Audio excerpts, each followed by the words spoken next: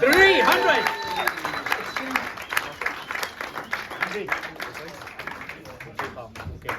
Right, Andrew, you have made it to 300 games for the Mo. I mean, did you ever think this was going to happen when you arrived? It was a very different place from when I arrived on loan in 2014-15. I mean, we were properly in the basement at that point. We had a couple of those horrible games, one at Brora and one here, just to stay in the league. So probably would have said no. But year on year, it kind of just became a more attractive thing to stay, and then to get to 300 and to join the boys that are already there has been a huge pleasure, and to hopefully kick on and get many more is going to be really exciting. I mean, the reality is there's quite a number of you that are either there or going to get there fairly soon. I mean, that solidity has got to be a great thing for our team. Yeah, so I mean, we've obviously had 7 years of like ridiculous, probably unprecedented success for a club of our size and for a club of our sort of budget and to where we are. And I mean, this year is going to probably be the toughest year to go and achieve something like that again.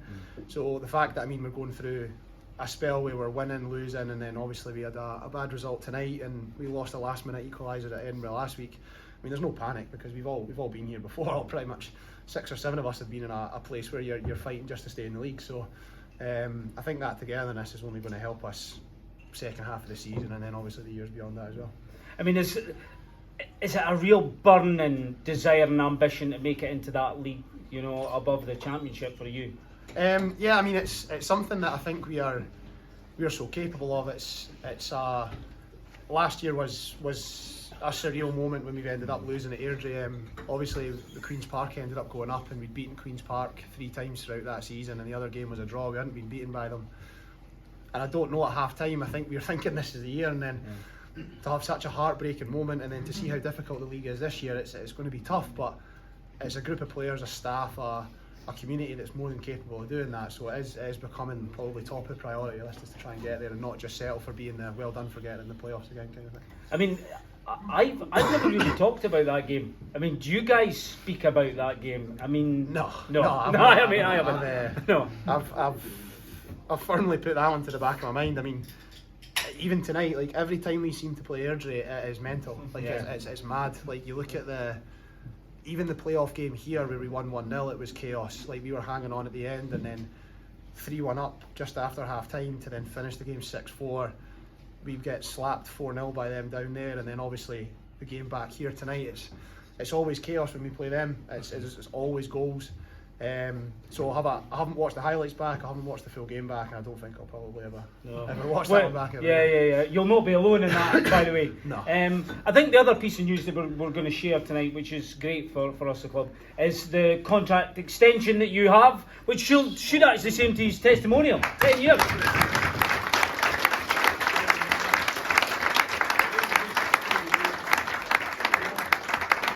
I mean, the fact you're doing that and the quality player you are is great news for us as a team, and it must show how much you love being here at this club.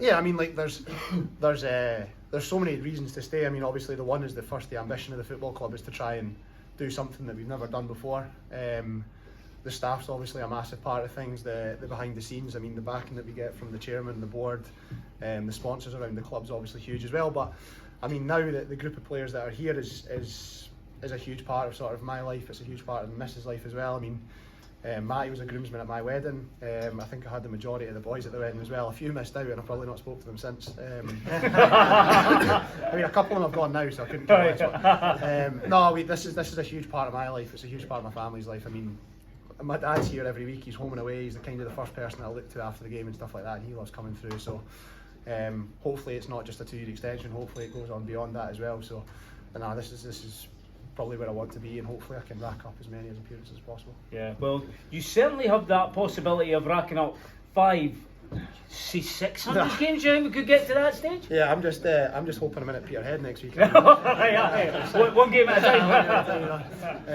time. So I mean, it's a fantastic achievement, and it's one that I'm very, very proud of. The 300 and the 2-year extension. Hopefully I can go and kick on and maybe get another 25 by the end of this season, and then who knows what happens in the next 2 years after that. So it's something that's not at the front of me. I mean, Terry Masson's quite far ahead of me at the moment, and he's playing every week when he's fit and available, and he's a massive part of the team. But who knows where I'll end up. Well, look, it's been a real pleasure for me to watch your journey with this club. I'm glad it's been a pleasure for you, and I'm sure it's been a pleasure for a lot of these fans as well. So, Steve, it's with great pleasure that our chairman is going to present you with a gift as a thank you for your 300 games.